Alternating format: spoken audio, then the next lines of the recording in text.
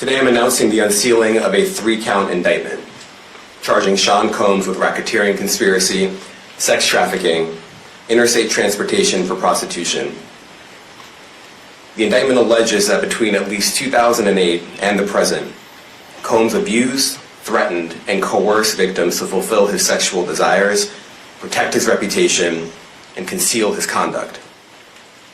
As alleged in the indictment, to carry out this conduct, Sean Combs led and participated in a racketeering conspiracy that used the business empire he controlled to carry out criminal activity, including sex trafficking, forced labor, kidnapping, arson, bribery, and the obstruction of justice. Let me say a little bit more about the charges. The indictment alleges that Combs abused and exploited women and other people for years, and in a variety of ways. As alleged, Combs used force, threats of force, and coercion to cause victims to engage in extended sexual performances with male commercial sex workers, some of whom he transported or caused to be transported over state lines. Combs allegedly planned and controlled the sex performances, which he called freak-offs, and he often electronically recorded them. The freak-offs sometimes lasted days at a time, involved multiple commercial sex workers, and often involved a variety of narcotics such as ketamine, ecstasy, and GHB, which Combs distributed to the victims to keep them obedient and compliant. As alleged, when Combs didn't get his way, he was violent, and he subjected victims to physical, emotional, and verbal abuse so that they would participate in the freak-offs, and that Combs hit, kicked, threw objects at, and dragged victims, at times by their hair. On one occasion in March of 2016, that conduct was captured on video and later reported in the media. Specifically, Combs kicked, dragged, and threw a vase at a victim in a Los Angeles hotel when the victim was attempting to flee. As alleged, these assaults often resulted in injuries to the victims, which took days or weeks to heal. In addition to the violence, the indictment alleges that Combs threatened and coerced victims to get them to participate in the freak-offs.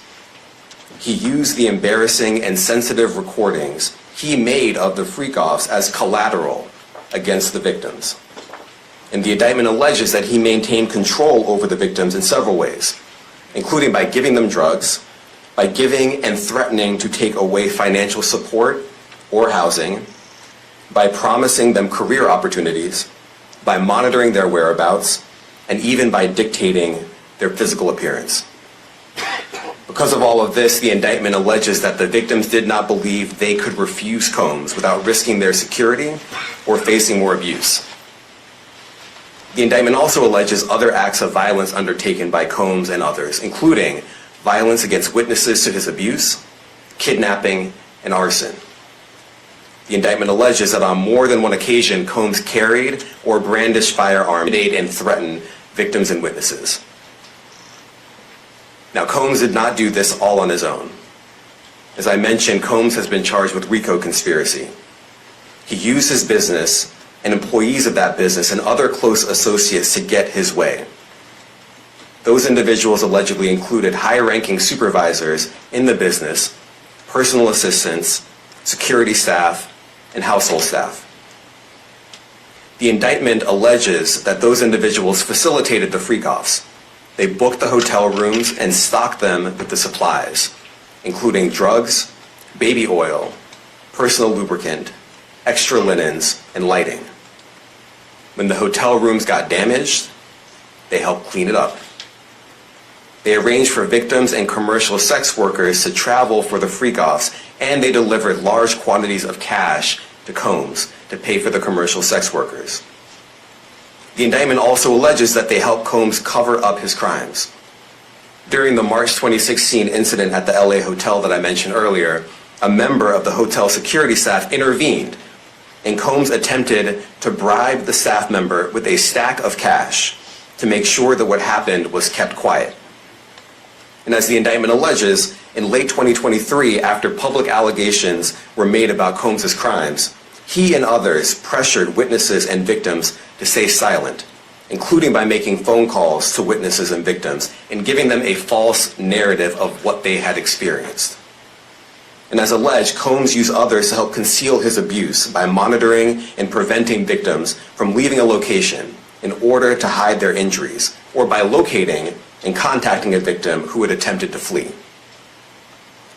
As part of this investigation, in March of this year, special agents from HSI executed search warrants at Combs' residences in Miami and Los Angeles.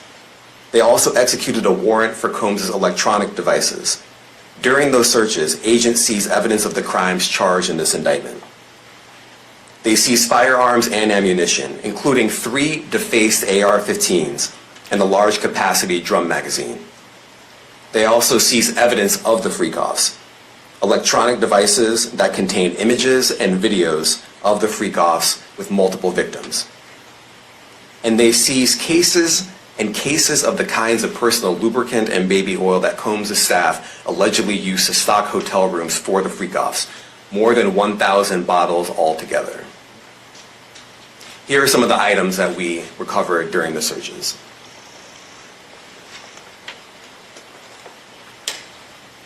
As you can see here, this is a drum magazine, large capacity, and it contains, I believe, 59 rounds. I mentioned as well that we recovered 3 AR-15s. This is a close-up shot of one of the AR-15s, and you can see right here the serial number has been thoroughly defaced. Another picture of more ammunition and parts of 2 AR-15s right there. Now, I want to be clear about 2 things. First, this office is determined to investigate and prosecute anyone who engages in sex trafficking, no matter how powerful or wealthy or famous you may be.